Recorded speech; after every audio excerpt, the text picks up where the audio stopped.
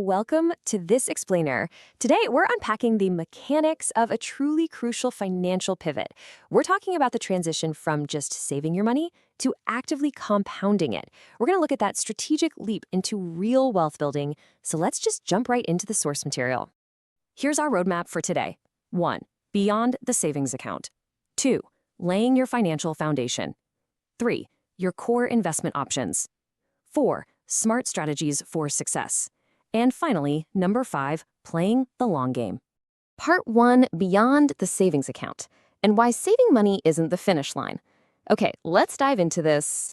Did you know that keeping all your liquidity in a standard savings account is practically a guaranteed way to lose your purchasing power to inflation? I mean, sure, it's a really comfortable default, right? But letting your hard-earned capital just sit there idle, it means you are completely missing out on its true compounding potential. The source material draws a really sharp distinction here. Think of saving as your umbrella. It's an absolutely excellent, necessary habit to protect you for a rainy day. But investing is the engine. While saving plays defense, investing plays offense.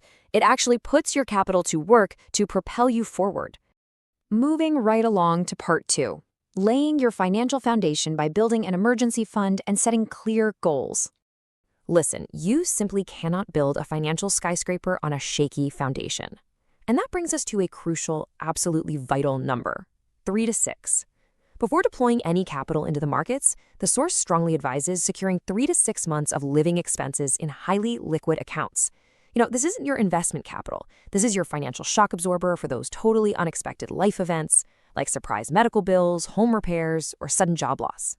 Once you have that safety net fully established, well, you need to define your actual targets. You have to ask yourself, are you saving for a house? Do you want to retire comfortably? Or are you aiming to build generational wealth for the future? Your answers here dictate your time horizon, which honestly is the single most important factor in determining your risk tolerance and exactly which assets you should be buying. All right, part 3, your core investment options. Let's understand the menu. And this brilliantly illustrates your main choices. When you're deploying capital, you essentially have 2 paths, owning or lending. Equities, things like individual stocks, mutual funds, and broad index funds, well, they represent ownership. They offer high growth potential, but they definitely come with some fluctuation and volatility. On the flip side, bonds represent lending. They offer lower risk and fixed returns. And rounding out this core menu is real estate, which is pretty unique because it offers a great blend of both cash-flowing rental income and physical asset appreciation. Which brings us to part 4, smart strategies for success. Starting small, diversifying, and investing regularly.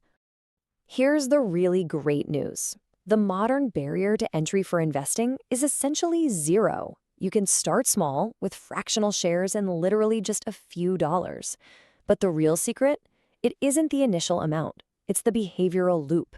Taking step 2, investing regularly, to establish a continuous, automated habit is mathematically far more powerful over a lifetime than just sitting around waiting to deploy one massive lump sum. Now, as you build up that habit, your ultimate defensive play is diversification. That simply means spreading your money out across different assets to reduce risk and really improve your long-term stability. Spreading your capital across different asset classes, industries, and geographies ensures that one single failure doesn't wipe out your whole portfolio. It's honestly the closest thing you'll ever get to a free lunch in the financial world. You never want to put all your eggs in one basket. Now, what's really interesting about this slide is how it solves the anxiety of market timing. It highlights dollar cost averaging. By investing a fixed amount every single month, strictly on a schedule, regardless of market conditions, you completely remove human emotion from the equation. You automatically buy more shares when the market happens to be cheap and fewer when it's expensive. Over time, it inherently smooths out all those stressful, volatile peaks and valleys. And that leads us to our final section, part 5, playing the long game, thinking long-term and keeping learning. Ultimately, you'll find that successful investing is actually less about the math and much more about psychology. Real wealth building requires the discipline to stay patient, ignore the short-term market noise, and absolutely avoid making emotional, panic-driven decisions. Getting rich overnight is a myth. You really have to focus on long-term growth. The market will inevitably shift, and that is exactly why the source emphasizes continuous education. You need to read books, follow trusted educators, and continuously improve your financial knowledge as the markets change. So the crucial point is this quote right here. Time in the market is usually more important than timing the market. You don't need a crystal ball to succeed. You really just need a calculated plan, relentless consistency, and the sheer patience to let compound interest do all the heavy lifting.